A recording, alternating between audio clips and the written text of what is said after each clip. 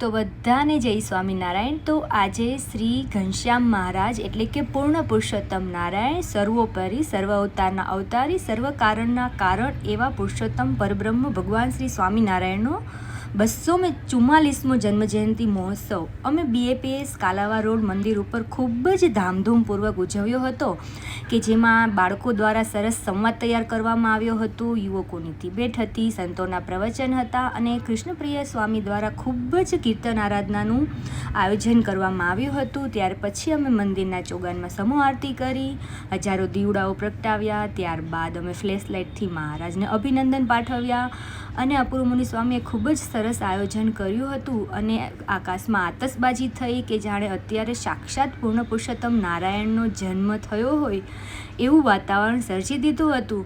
એટલે તમે કેવી રીતે ઉજવ્યો મહારાજનો કે ભગવાન શ્રી રામનો પણ આજે જન્મદિવસ છે, તો તમે કેવી રીતે સેલિબ્રેશન કર્યું પ્લીઝ કહેજો મને। જય સ્વામિનારાયણ।